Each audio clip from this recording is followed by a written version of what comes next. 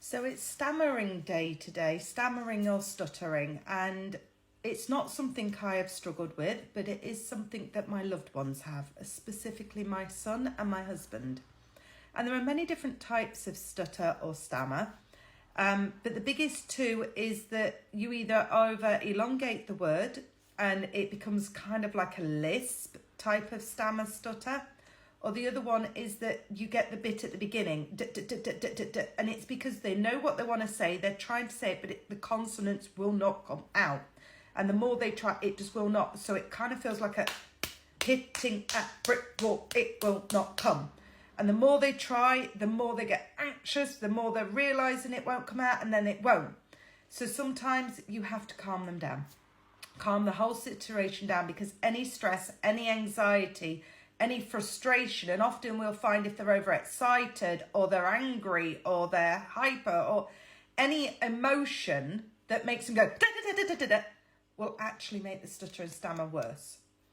And they do need CBT or if they're younger, speech therapy. You can get speech therapy for adults, but it's a lot harder to get hold of. CBT often works in that way as well.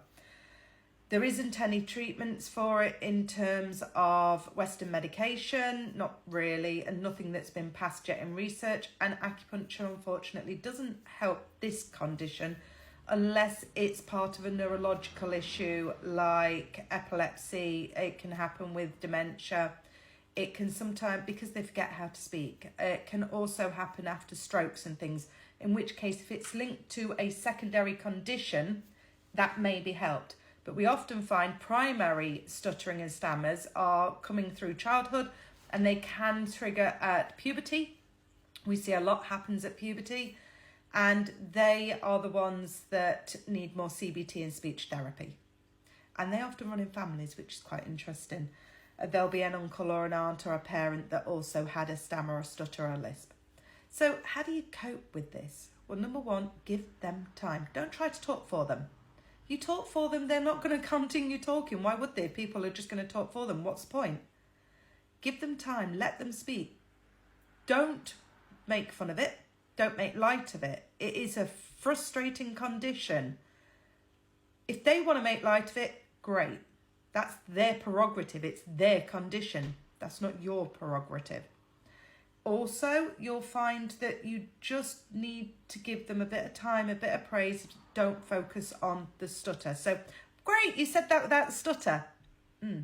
Nice. That's a good idea. Why don't you do it? Take on board what they say, but don't point out the stutter. Try to keep them calm. We find that anxiety and stress make things worse. So if they're living in a high stress anxiety situation, try to calm that down. You'll find that a lot of the time the stutter stammer helps as well. This has been Thoughts with Points. Shout out to people with the condition. Very frustrating, very difficult. And family members, do your best to support them. Keep up the good work. This has been Thoughts with Points. Take care.